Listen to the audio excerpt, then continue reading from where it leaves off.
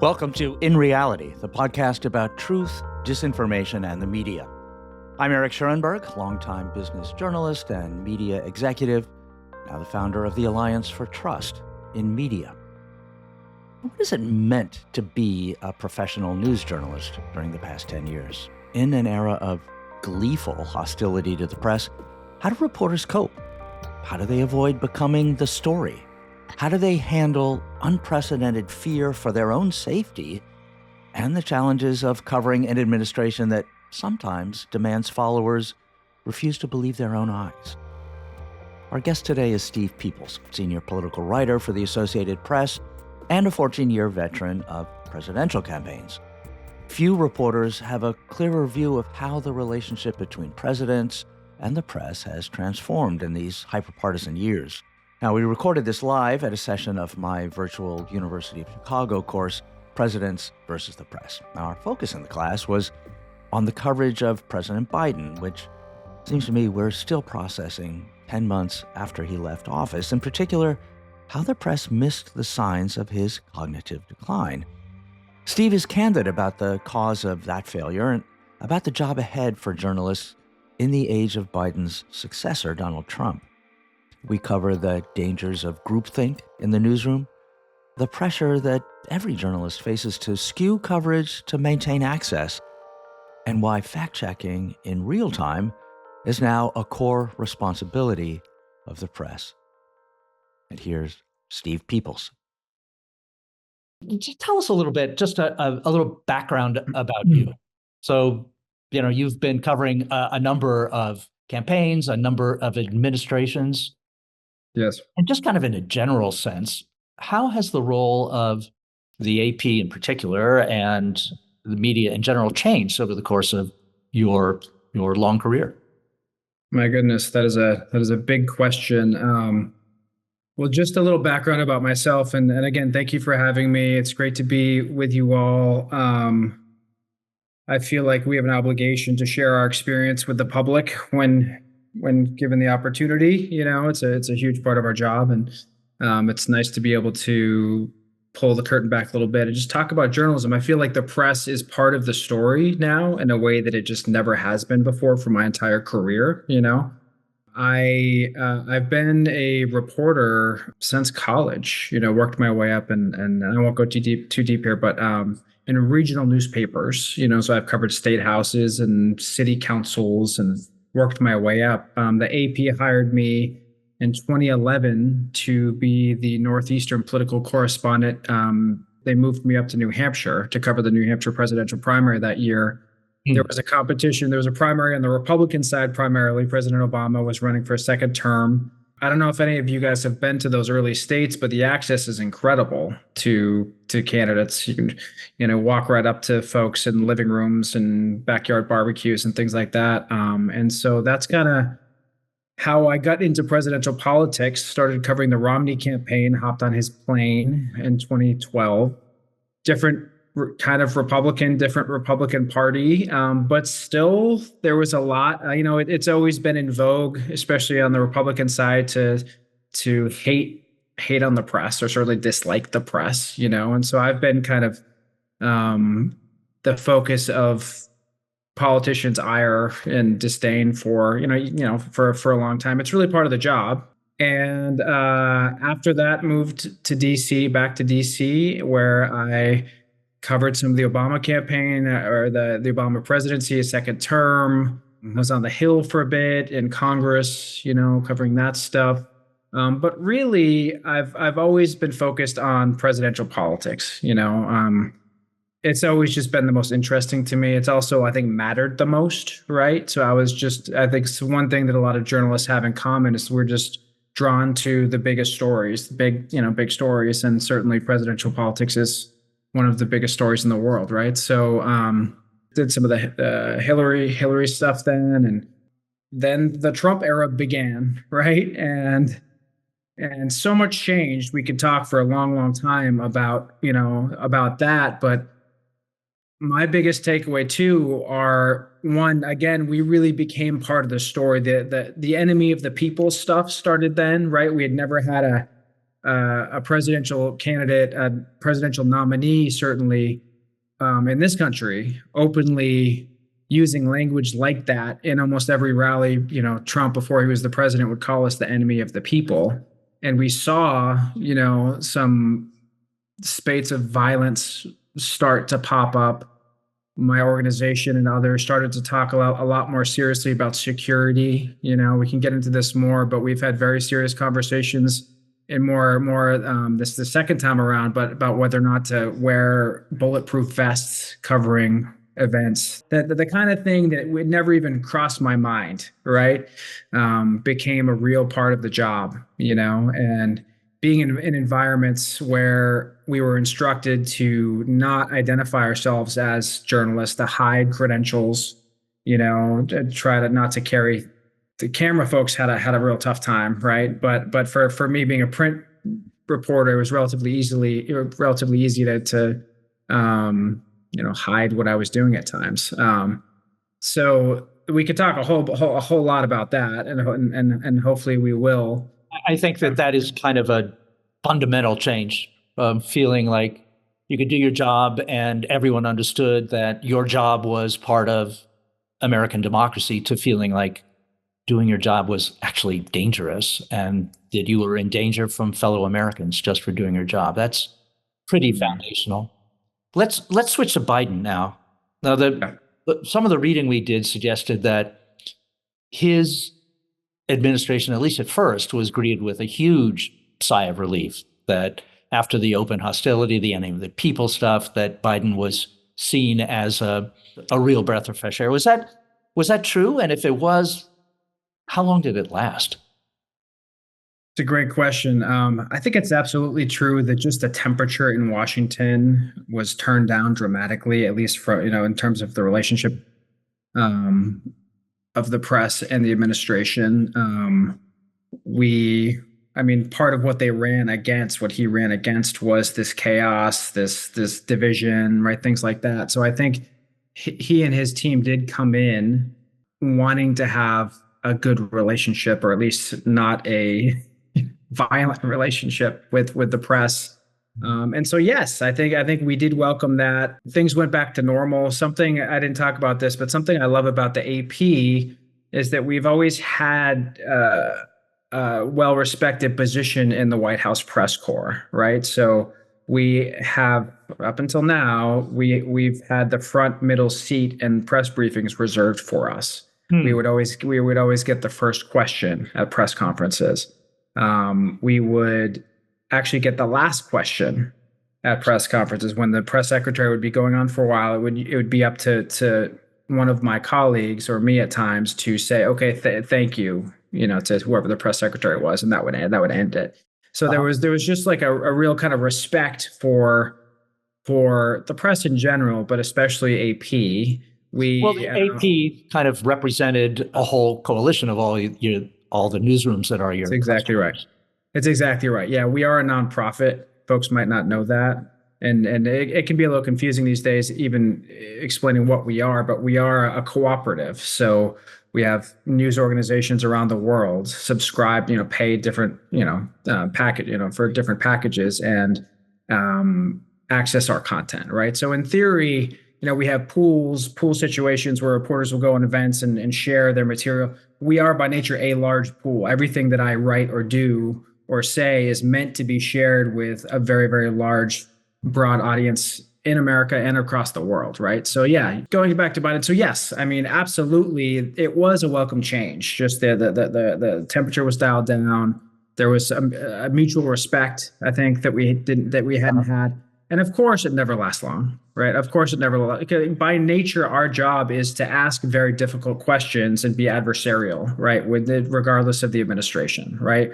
Like I'm a big part of my job is to write things that people don't want me to write, right? And so, no matter what the beat is, the White House or city councils, that doesn't change. Yeah. And so, and of course, the most dramatic shift was just access to to the principal. I mean, nothing's more important in my line of work than having access to the person in charge and being able to ask the person questions.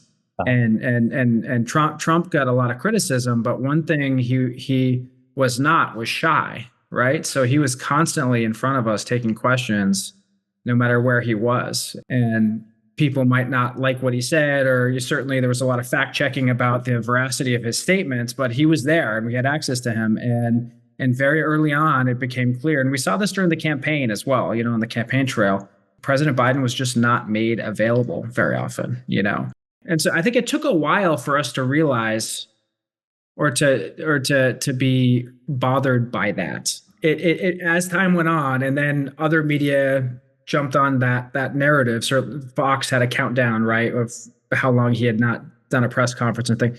And so it became more and more of an issue for the White House, and became something we paid more and more attention to, right? Before we get into the issues of course, we know the reason that access was limited, and yes, we'll get into that in a second. But I'd like to talk about kind of one of the points that other coverage not about his acuity made was that he did arguably a terrible job at selling the accomplishments of his administration.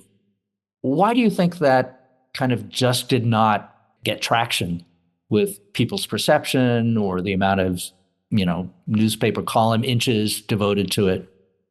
Yeah.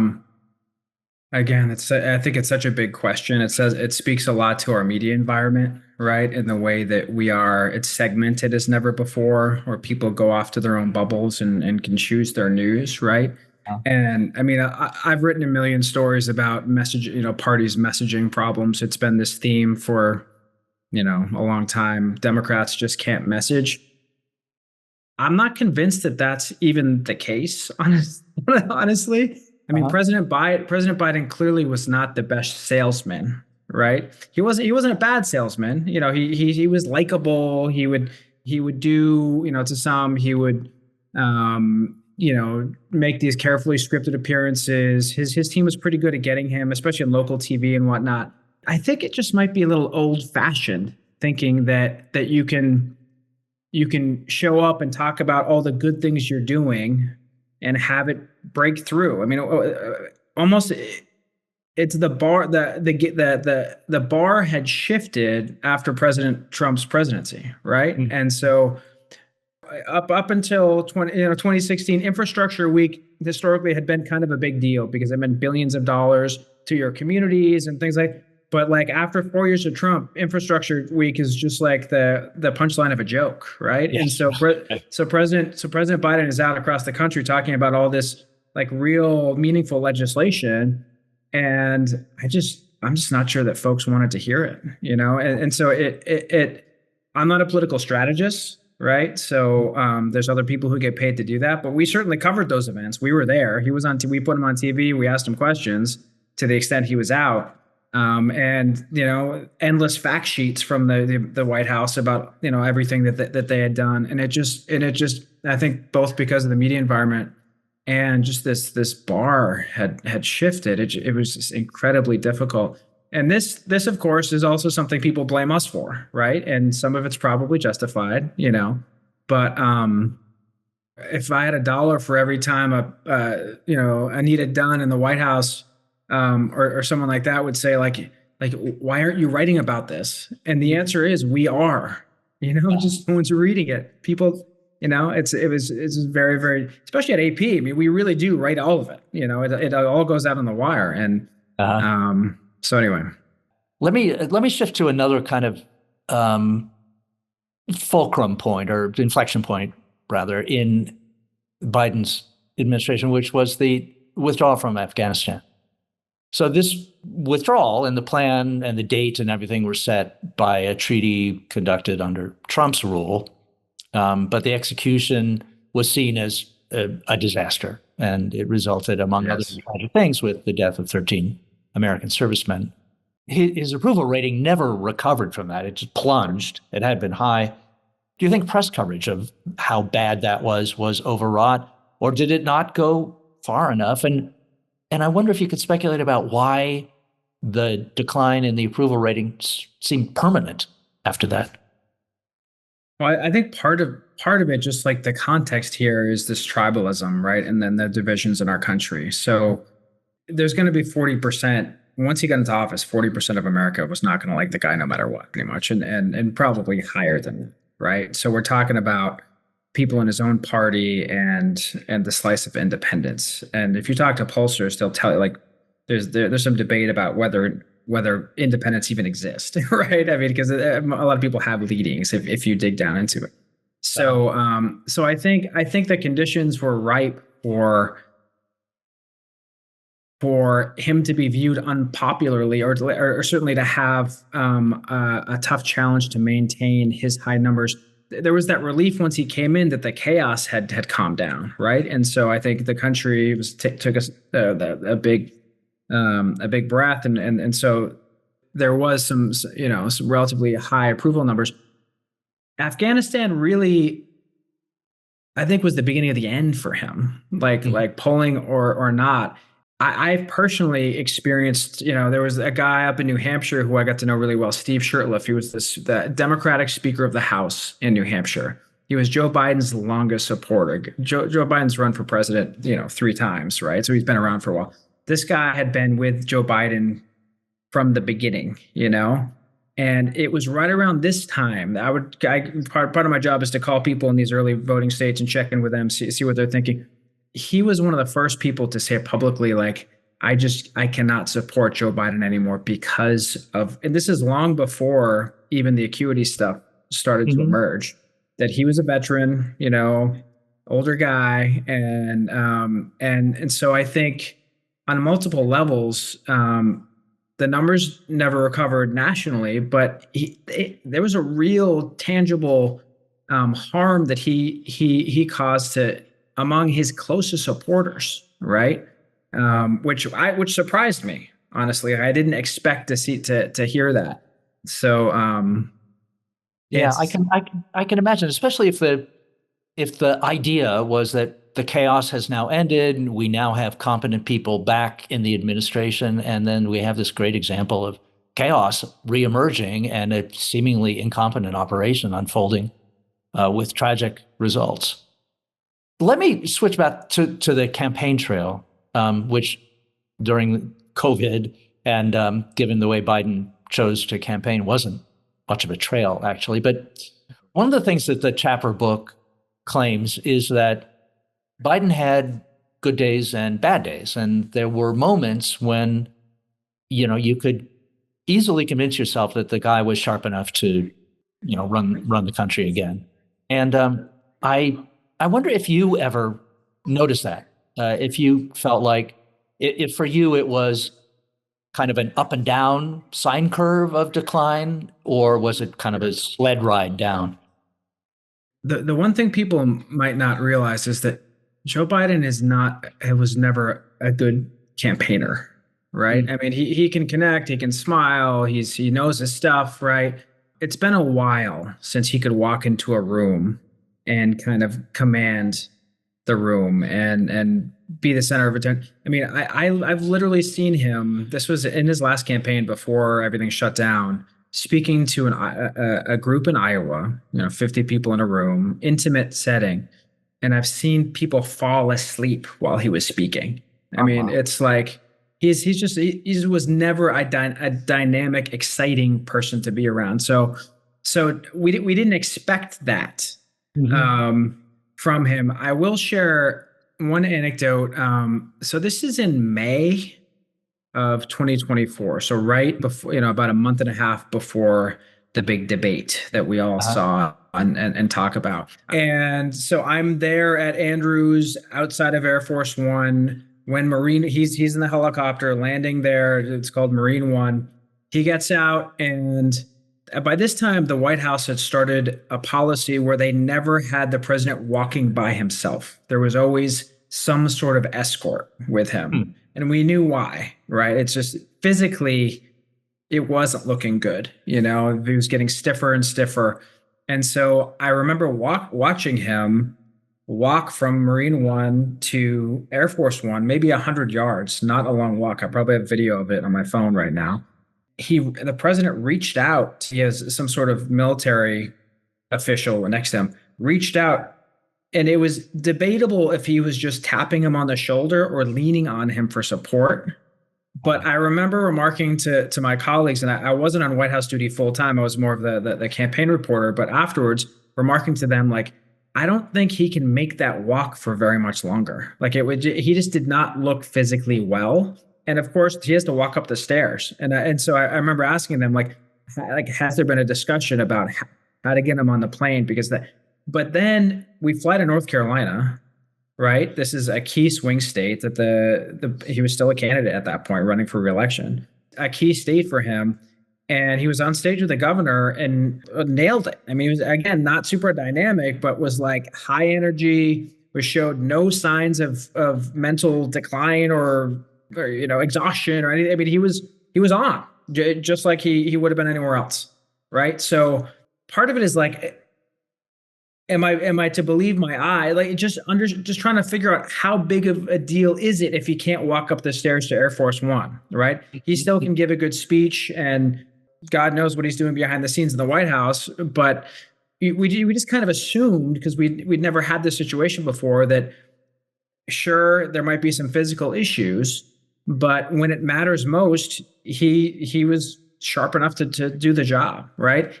And so it was this constant tension. And of course, groupthink becomes a major problem. So it was easier for me to see that because I wasn't on the White House duty full time. I kind of would rotate in every month or two. But my colleagues just were very uninterested in any comments I was making about the physical limitations, right? Because they see him every day. They're concerned about, peace deals in the Middle East and just like, consequential policy. And whether or not the president has stiff knees just didn't even rise to the level of interest for them, right? So that's interesting. I remember examples of people pushing back when Fox or other right-wing media would give examples of his behavior being or his physical activity being kind of compromised. And the reaction was that, well, you can't believe those people. The video is taken out of context. The analysis is, biased and untrustworthy. I think that might have made it it might have excused people from believing a lot of things that were being pointed out factually by people on the other side of the political spectrum. When did AP start writing about this story before it became kind of the only story? Do you remember? I remember the groundbreaking story that now I'm blanking on which publication wrote it. Was it the Journal? It was the Journal, yeah. Yeah. So it might have been my friend Annie Linsky at the Journal.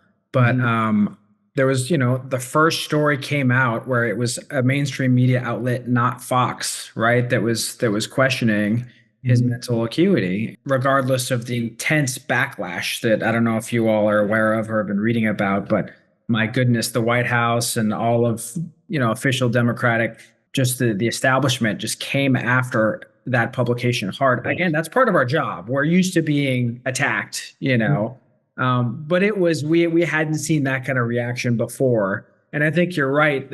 There was a tendency to because it had been such a talking point for Fox and conservative media, there was a thinking that this is all just part of kind of, right-wing spin. And so to see a mainstream media outlet that we knew and respected go there, it opened the door. And so we started to pursue our own related story. I was part of that, reaching out to folks who had known him.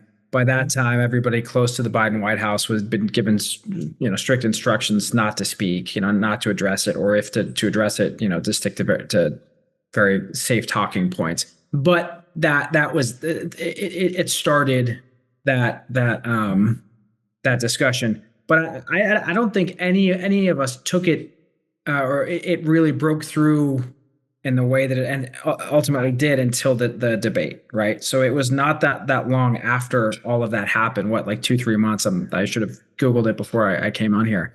It wasn't until the entire world could see it for themselves and it was undeniable that something was wrong that it just became the dominant narrative. I was at that debate. I was there. Oh yeah. Yeah. And How did you personally process it, being in the room and watching it unfold in real time, probably having, some inkling from that experience, for example, when he was walking across the tarmac and needed to lean on, the military guy's shoulder? Like you, I don't. Well, first of all, I wasn't in the room, so Oh, there's no press in the room. okay. There used to be a protective pool, at least that I've been in that protective pool in the room for those debates. We were in a big arena, and so we were kind of set back a little bit along the spin room, which is 100 yards from the actual debate hall. Part of the issue I remember watching that is that I don't know if this is a Trump era thing or not, but initially I just wasn't sure if I could trust my own eyes. Like it didn't look good, right? But so what people like I do in those situations is I start to text my closest sources in both parties and campaign manager types and just be like, what do you think? Like how bad is this? And it sure seemed bad. And so it very over the course of the first 10, 15 minutes, it very quickly became clear that like this is very, very bad, And even then, I had my colleagues, my editors in the newsroom in DC, not thinking that, right? So we're so used to just doing the job one way, right? We've just been doing this. In a debate night at AP, I have 25 literally versions of the story written by the time the debate's over, right? So it's intense deadline pressure. Get the news out. What was that first answer on healthcare? What did he, it's like it very focused on what we've always been focused on is trying to, report the policy implications of this debate. And it's just like policy didn't matter, right? And so it just took a little while. And even looking around at my colleagues, like we're like, is this really happening? So it took a minute. It wasn't until the spin room. So I've been to a million of these spin rooms and you've probably seen them on TV, but I was down, walked down the stairs and it was a basketball arena or something. These spin rooms are full of political operatives, right? Campaign manager types, strategists on both sides. Mm-hmm. There's Chris LaSavita is there from the Trump campaign and Corey Lewandowski and people like that.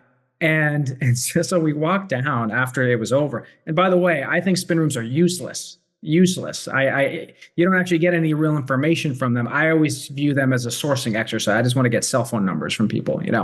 This was the first time ever that a spin room was not useless. And so I walked down, and there were 50 Republican operatives, and not a Democrat in sight. Just they were gone. I'd never seen that before. And so it became a game. How long is it going to take for like someone to come out? And it took a good 20 minutes, maybe, or it was Gavin Newsom and a few folks like that come out in a pack. They stood behind a fenced off area in the room, delivered. I couldn't even get to them because, there's 200 reporters running over, delivered I don't know how long, 3-minute statement and left. Right. And so it was just very obvious on multiple levels that something very, very, very bad had happened. Wow. God, what a tell that was. It was incredible. Yeah. Tapper's book, if it identifies any villains outside of the Biden family, it's the circle of advisors around him, the allegedly called the Politburo. And did you observe them, those people in particular, circling the wagons?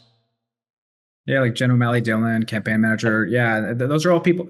It's funny because I talk about how the most valuable thing that we have is access to principles, but really, because we deal in information, right? And so the most valuable people oftentimes are those folks. Like I want to get Anita Dunn and Jen O'Malley Dillon on the phone to talking on background to figure out what's really happening here.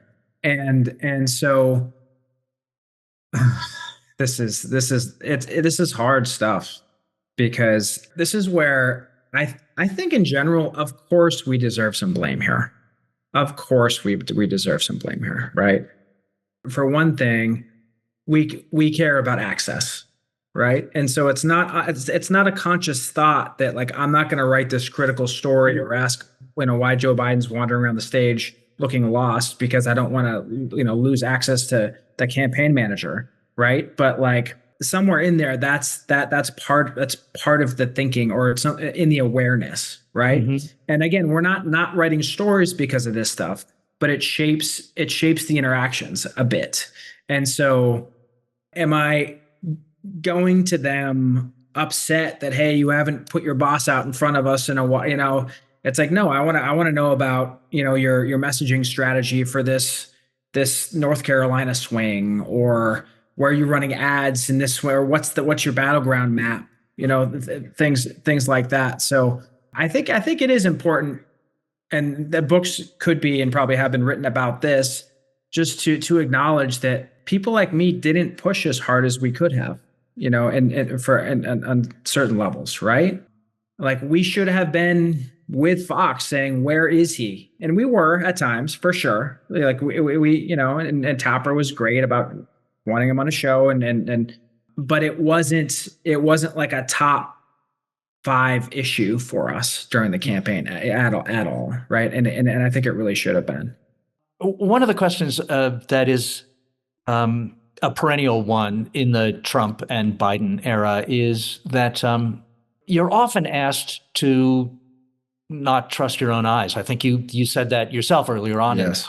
In the Trump administration, famously, you have to basically claim that you believe that the 2020 election was stolen if you want to get a job there, you want to be part of it. I assume that there was a comparable loyalty test in the Biden circle after the debate, that he did fine, or that he is fine, or that he had a cold, or whatever the spin was. When sort of one party's position is something that you as a journalist don't believe, how do you strike a balance? If you call one side out for promoting falsehoods, particularly in an organization like AP, which strives to be nonpartisan, how do you do that without being, opening yourself up to claims of partisanship? It's so hard. I mean, this is one of the key questions of our time for journalism, right? I'm sure you all have thoughts about, like, and you hear it's become a term, the both sidesism, right? Yes. And truly, I was brought up in journalism school and worked for decades believing that, right? I need to reflect both sides of an issue, right? And so that's hard to break. It is hard to break, especially at AP, right? Because again, we don't want to be part of the news. We just want to report the news.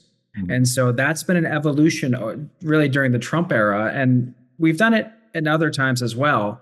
But to have to start fact checking in real time, right? And in headlines, saying Trump or Biden says falsely X. Like we'd never done that really before. And in this partisan environment, there's real consequences, financial consequences for organizations that do that. That doesn't stop us from doing it. We did it and we continue to do it, right?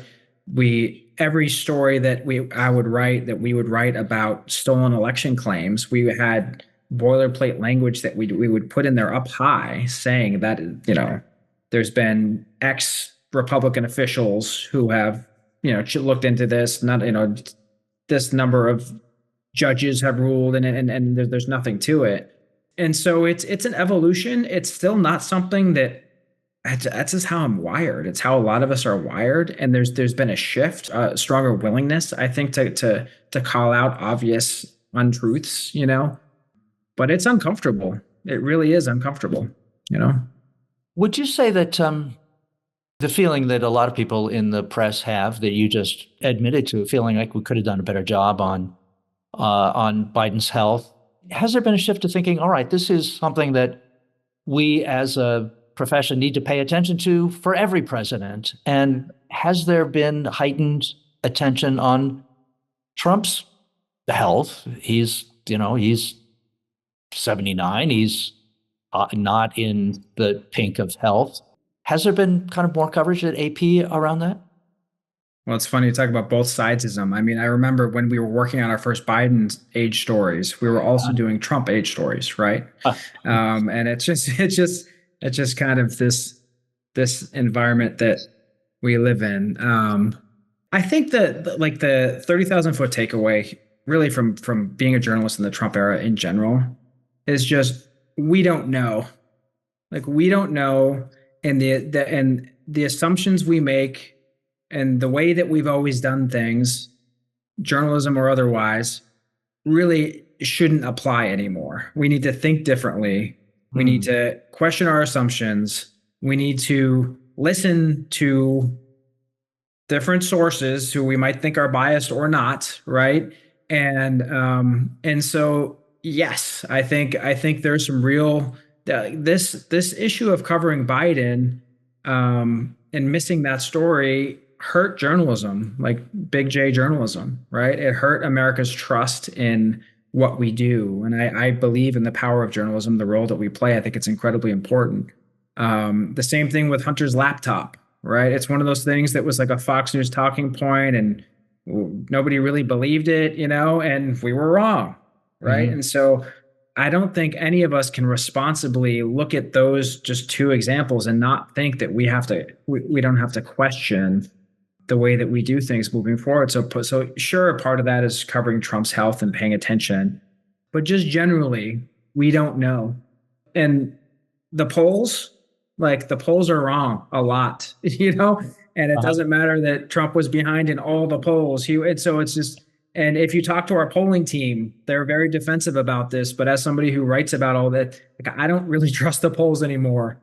Like our internals did not have in the last week's election, our internals did not have the margin of victory, especially in New Jersey, as large as it was. Yes. That was surprising. In the governor's race, the recent governor's race. Governor's races, yes, the governor's race. So I think that that's just an important takeaway, because it's easy to fall back and say, hey, we've always been here. We've always asked the questions this way, and we've always covered debates that way. And we've always accepted the doctor's notes, it's just all these things that, tradition just doesn't apply here. Right. And so I don't think any of us have the playbook moving forward. If anything, it's a lot harder now because we are divided. Our media is so segmented. So a lot of these politicians now would rather go on podcasts, than sit down and talk to me, which I get, but it's really an evolving challenge that I'd like to say we're meeting well, but I'm sure on a lot of days we're not. Like there's room for improvement, I think, across the board. I was going to ask you as a last question what the key takeaway from the Biden era was, but I think you've answered that. Yeah. Let me ask you an even bigger, more fundamental and kind of big Q theoretical question. With the shift, perhaps, or the center of gravity moving away from institutional journalism towards, these podcasters that have huge audiences or influencers who swarm around, who may not by themselves have huge audiences, but swarm around an issue. What is the role of an institution like the AP, where journalists are trained, they are veterans, they have a code of behavior? Are people recognize it in? And what will the role be in the future of covering presidents? My goodness, it's such a big question. It's a little frightening to think about because the answer is who knows, right? I mean, I think all we can do is continue to show up, to ask tough questions, to challenge our own assumptions in the way that we're telling the story, but to tell the story without fear of reprisal or backlash or political fallout. I think we just need to keep practicing journalism. And we've had, I don't know if you all are aware, but we've had some real consequences at AP, where one thing that we do is we write a style book that most journalistic institutions, really a lot of institutions, follow. Style being, do you spell for or write the numeral, or what is the official name of geographic, areas. And so it was the Gulf of Mexico debate that we have a whole team of people whose job it is only to focus on our style book. It's a big deal. Probably 10 people full time who do this, constantly updating it. It's kind of a living document. And our team reviewed it and decided not to recognize, that Gulf as the Gulf of America, right? And there's a detailed, long explanation for why that is, which we published, we shared with the world. And as a result of that, we were, I talk about AP kind of having a front row seat to all this stuff. We were barred from Air Force One. We've had a permanent seat on Air Force One since I've been around, long before. We lost that seat. We were barred from any protective pool environment, so we weren't allowed in the Oval Office, for example. There's a lot of events, if there's meetings with foreign leaders, that we just weren't allowed into anymore. And that hurts us financially, right? It's not just, I honestly thought it wasn't necessarily a bad thing to not be in a press conference, right? Because there's that group thing that can happen. And so being forced to cover a White House slightly differently might not be a bad thing. But it hurt our organization, right? It's like our customers around the world count on us just being there, if nothing else, right? And so we ended up having to sue the Trump administration, right? And it's something that we did not take lightly at all. We had a huge all staff conference call with Julie Pace, our executive editor, about it. It was a real kind of scary moment because who knows what was going to happen, right? It was frightening on multiple levels. We ended up winning that lawsuit, which the argument was, we cannot be denied access for practicing free speech, right? Or discriminated against for practicing free speech. So it's come back around a little bit, but all to say, this is all uncharted territory now, right? And we have a lot of really good, smart people who believe in the power of journalism, fighting this fight every day, with an awareness that it's not just the Trump administration, right? It is our elected leaders in both parties, independents, third parties, right, who are doing things differently, and we need to adapt and be willing to acknowledge that we often don't know. We don't know, and so yeah, it's humbling. It really is humbling, but I think it's important as an institution to acknowledge that A, we could do a lot of things better. And the scary thing is B, we're not always sure what those are, but in cases where it is clear, right, we need to try harder. All right. That's a great place to end this interview, Steve. Thank you. And thank you for those thoughts and the candor to talk about the job. Yeah. It's very reassuring. Can you stick around for some questions from the... Of course. And that's a wrap. Deep thanks to Steve People, senior political writer for the Associated Press. What stayed with me after this conversation was Steve's candor about journalism's blind spots and its challenges.